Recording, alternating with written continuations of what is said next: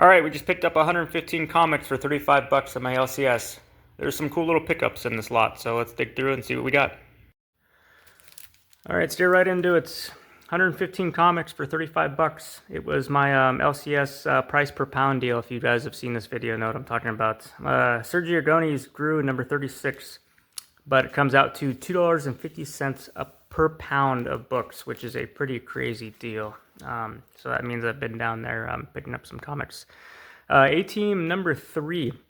I thought this was cool, 60 center. I didn't realize at the time, but there's only 3 issues of A-Team.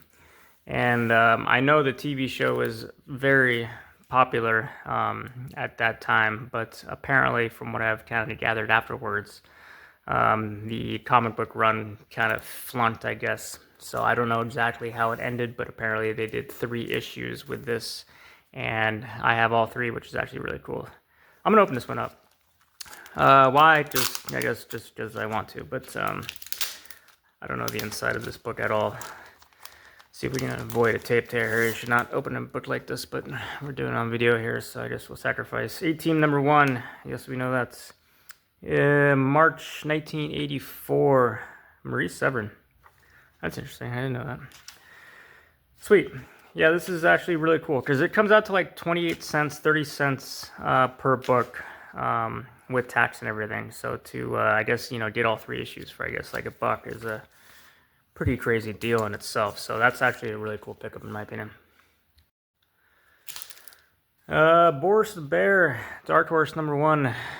It's interesting looking Batman, or bear I should say. But yeah, you had to get 4 pounds minimum, or else it is $1 a book. So Sledgehammer number 1, that is pretty cool. But yeah, like I said, when you get to the 4 pound mark, it drops down, I mean, dramatically. So it makes sense to obviously try to hit that marker there. House of Mystery number 309, 60 center. That 1 is written on the back because it's part of the dollar bin. But yeah, it's pretty cool. 60 center House of Mystery in there. Moving on, RoboCop and Terminator, Dark Horse number 4 of 4. I have 1 of 4 and 2 of 4. I don't think I have 3 of 4, and I do not have 4. Well, I guess I do have 4 of 4 now, but I did not before that, so that's pretty cool. Alien 3, that was a good game. I remember playing that. I know Sega Genesis games, they don't, I guess, stand the test of time very well. They don't, but I remember vividly enjoying that game when it came out. But I guess, yeah, this is a comment channel. Airboy number 1. This feels, we got 2 here? I don't know, that makes more sense. Cool. Airboy number 8 as well. Awesome. 2 for 1 deal. Yeah, because I know Airboy 1 is a pretty thin book. It's not a full-paged comic, but that's actually pretty cool. I like Eclipse comics. I've said this over and over again. I like the artwork on it. I like the story of Airboy. I have that one. I actually have both 1 and 8, but I will be picking up all Airboys for 30 cents. That's just the way it's going to be. Daredevil 75 center, 251. Superman 500. This one looks pretty clean. I thought that was pretty cool. Yeah, I mean, Marvel and DC are obviously, they've had a stranglehold on the industry. What do we got here? Krypton number 1, 1987. And, for decades they've been, your 2 big powerhouses. But there's a lot of other comics that I think they don't get the attention that they deserve. There's a lot of good artists doing that, and there's a lot of good stories, and they just got swallowed up by, obviously, the other superheroes. G.I. Rambots number 1. Wonder Color Comics. And yeah, I mean, it's just my personal opinion, but I think there's a lot of good stuff out there that just, I don't know, like I said, got swallowed up and kind of went really unloved. Secrets of Haunted House. This is cool. I like the covers on a lot of these. I've read several of these. I'm going to open this one up. Yeah, sorry. I want to see the inside of this. And hopefully we can avoid a tape tear, because this is not how you should be taking comics out of the... What do we got here? Yeah, number 20, we know that. January 1980. Yeah, this is a lower grade reader. It's funny how a lot of 70s horrors are lower grade readers. I think more people actually read these than a lot of other stuff. But yeah, I mean, they're good stories. I know I've read a lot of these, so... Sweet. All right, I'll move on. Scary Tales, Charlton Comics. This was cool. Scary Tales number 19, 40 center. I thought this was a cool pickup. I like Charlton. Yeah, I like a lot of their stuff actually, to be honest. But I mean, it's kind of interesting how the demand works with a lot of that stuff. Usagi Yojimbo. This was a book that actually people were selling for decent amount of money just a couple of years ago, and I don't know exactly why during that time, but I know these particular books were actually a lot more valuable. It seems about 3-4 years ago than they are now, but I guess most things were. But I noticed that particular book in general. Sledgehammer. I want to look at that one later because I don't think I have any of those. I think I got one other Usagi. Sledgehammer number 1. But it's kind of interesting with how demand works in a lot of these books because, like, let's say Marvel makes a superhero called, you know, let's just say the Unremarkable Man, just for sake of conversation. What do we got here? Terminator 104 secondary objectives. I'm not feeling that Terminator, to be honest. But and let's say Mr. Unremarkable Man just kind of flops and nobody likes him because he's terrible and everything. Daredevil 312. So they cut the run, they don't print much anymore, and they move on to something else. Well, let's say, obviously Steven Spielberg 40 years later comes around and says, well, we need a new idea of a new superhero. How about that Unremarkable Man back from the 60s and 70s? Sledgehammer number 2. That's cool. I didn't even know I had a Sledgehammer number 2. I remember seeing number 1, but sweet Spidey cover. So, let's say they take Mr. Unremarkable Man and they realize, wow, how, there's not a lot of competition with that. Let's make a movie out of that. And, so they make a movie. It's great and people love it. They fall in love with Mr. Unremarkable Man and people look up to the comics. And now at this point, there's only 1,200 made of this particular run because, obviously he flunked 40 years ago. Well, now he's a big name in movies, and it's going to send the price, way through the roof. So obviously, the lower print run comics, even if they're not successful at that time, they're going to be a lot more sensitive to a price increase if they actually get that boost from another alternative source like a movie or something. For Your Eyes Only, number 1. I'm rambling. 13 pounds, $2.50. I guess he wrote that on there when I checked out. This was cool. Marvel Movie Special. I found this in my 7,500 comic purchase lot that I got, I think, last summer or whatever. And For Your Eyes Only, 50 center, number 2, Newsy. Nice, a little lower grade, but I'll take it. Semper Fi, number 2, Tales of the Marine Corps. This was cool. I don't know anything about this. I know I've seen it, and but I don't have any, and I have not read any of these. Am I going to open this up? No, I'm not going to open this up. Try not to open up too much stuff. Well, that's cool. I thought that was a cool little pickup. It's a cool cover, too. Something about that cover, I like it. The Mask, number 4, 75 center, 1986. But in the last 10 years, you've really had a lot of successful movies. What do we got here? Dark Horse Comics, number 1, Wacky Squirrel. Thought this was interesting. I saw this, I'm like, should I pick this up? And then I'm like, looks like a cool little squirrel. I don't think about it. It's number 1, it's a Dark Horse. So picked it up. That was that. Flash number 261, Newsy. This was crazy. Bronze Age Flash for 30 cents.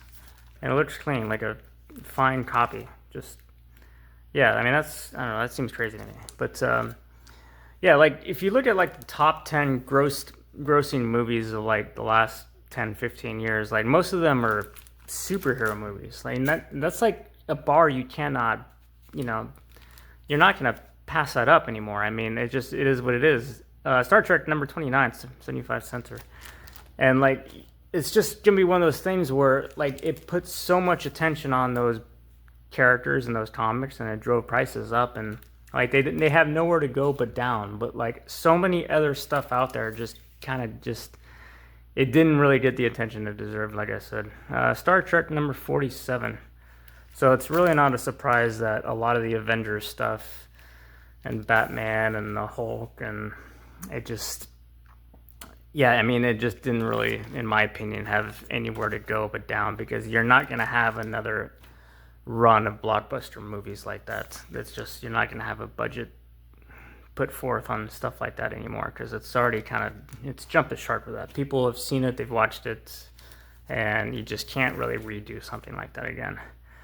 Star Trek number 18, 1985. Flash number 322. But yeah, this was definitely one trip where I did not have a problem reaching the 4-pound mark.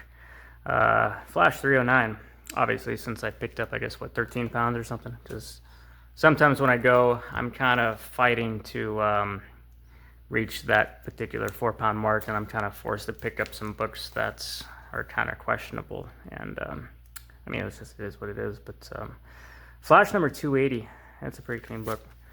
But this one was, this trip was actually pretty good. It was not as good as that last one I did where I got a lot of the old Gold Key and Charlatan stuff. That was pretty incredible, honestly. And that was kind of when they first started doing the discounts. But Flash 321.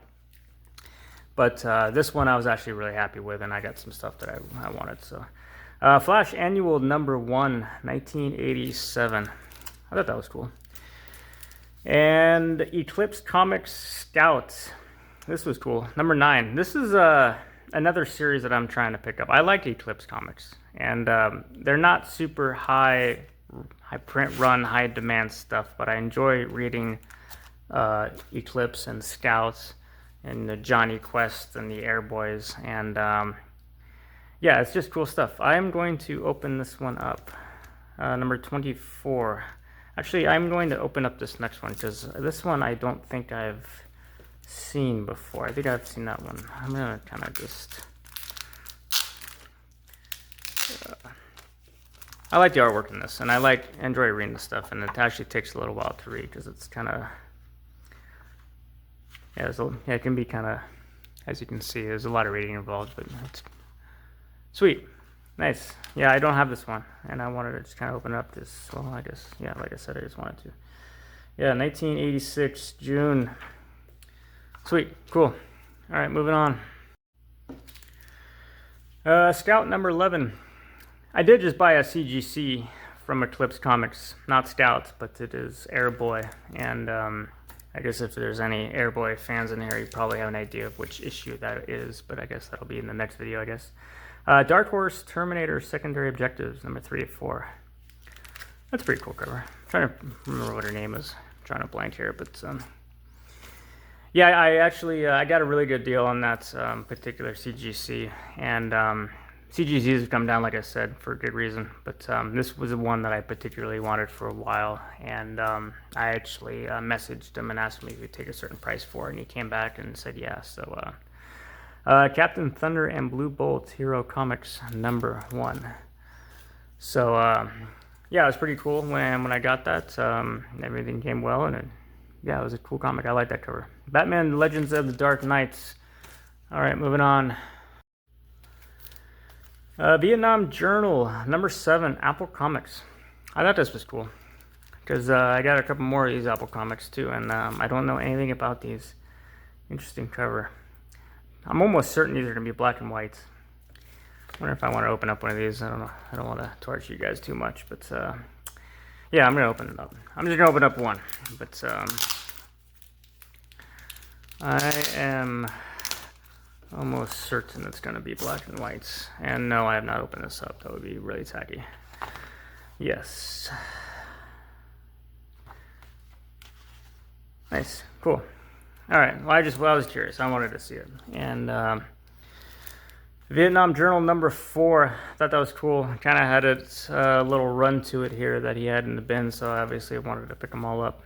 And Vietnam Journal number 3, and he did not have issue 1 or 2 in there, which was perfectly fine.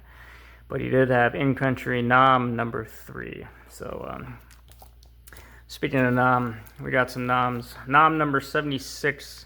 Got several noms. We're going in reverse sequential order here. But I don't know if you guys are familiar with nom, but the higher issue runs are actually harder to find. There's kind of a backstory on that. They kind of got hit with some controversy and whatever, and I guess they slowed down the prints towards the end. They had a fan base, but it was towards the end. they kind of printed less. And I noticed that if you actually go on my comic shop and look for some of the higher issue runs, or the higher issue numbers, the prices go up a little bit. Nom number 31. I'm going to look inside one of these just because, yeah. I'm not going to open up very many noms, don't worry. I just was curious because I haven't opened up any of these. And oh, if we can avoid a tape tear, it'd be nice. Yeah, these look pretty clean. Yeah, I don't know if you guys have read these, but it's one of those things where it's not like, you know, it's not superhero stories. It's more, a lot of these stories were actually created through actual wartime experiences, and those wartime experiences, they actually turned them into actually stories and comic books. They actually spoke with people who fought in the war, and they actually told their story, and then they made a comic book out of that story, obviously. And that's actually in turn what caused a lot of the controversies, because this is not a particular run where, you know, like the good guy always wins, or even there's a good ending to it. There's like some of this stuff is just kind of goes on about the struggles that people had with like either race relations or like PTSD, or going back home to their family and having troubles in other ways.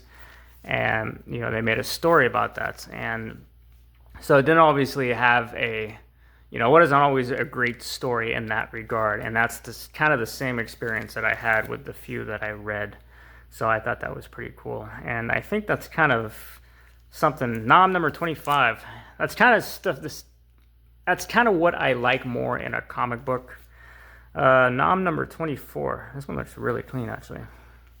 That's cool, because I haven't really seen the conditions on a lot of this stuff. I just kind of put this lot together and to do the video, but I didn't really get a chance to look at any of this stuff. But some of these look really clean, which is actually really, really cool. And I don't think I have that one.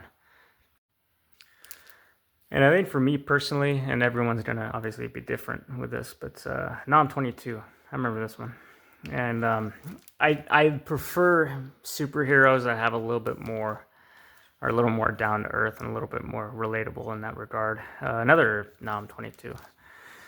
I mean, I think Marvel kind of did that with, not Marvel, but like Stan Lee, that was kind of his thing. Like when he created like Spider-Man, or, you know, it wasn't like Superman to where obviously, you know, he has no weaknesses and he can take on anybody and he never loses and all this stuff. I mean, like, who really wants to kind of read a story when like you are on top of like everybody else? It's kind of better to just kind of have a situation to where like you either, nom number 20, that's a cool cover.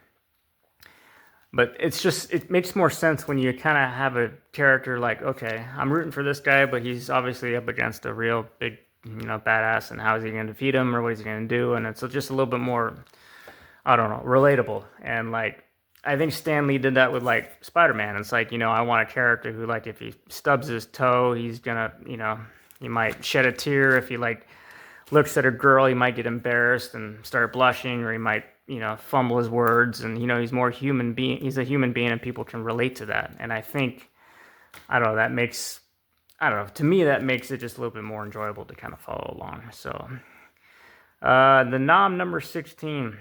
But I guess I get the other side of it. Like, sometimes when you read comic books, like, yeah, another nom 16.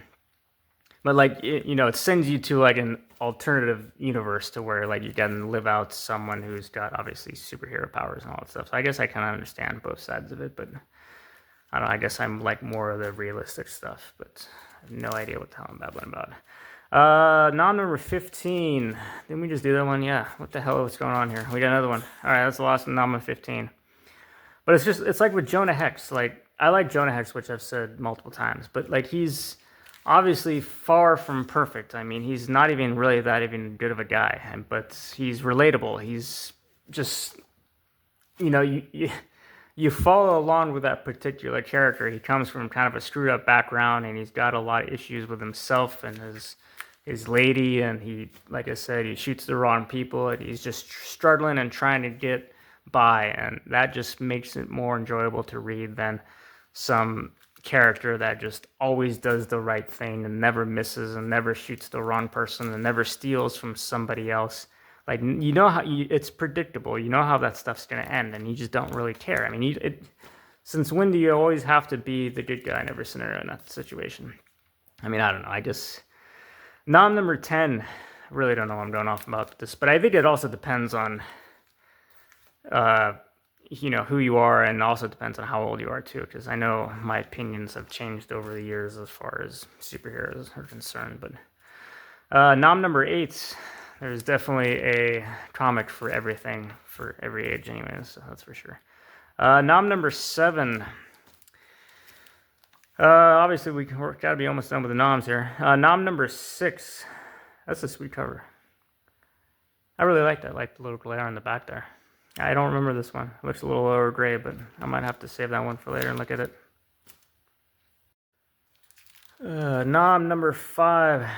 Yeah, I'm definitely gonna have to go through my noms to find out which ones I got duplicates of, because I know I got number 4, and I know now that I have at least 3 of them, so I'm gonna have to put a nom lot together. This one looks a little cleaner than the other one.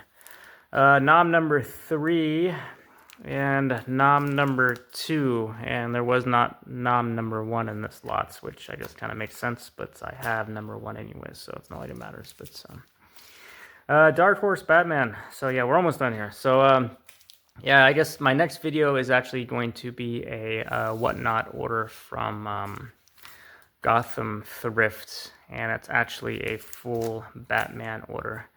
I actually got 2 orders from them. I guess well, yeah, I guess we'll see it in the next video. But and then I will I guess show the CGC that I got, and after that we yeah, I don't know what the future is going to hold after that. But Batman Legends of the Dark Knight number 21. Batman Dark Knight number 41.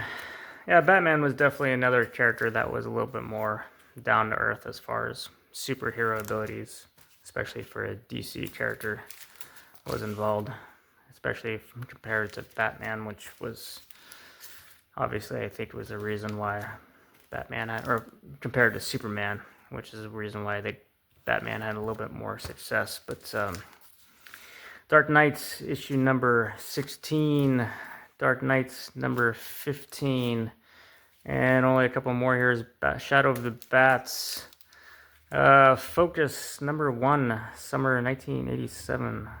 Free, 50 cents, scribbled off. Don't know anything about that.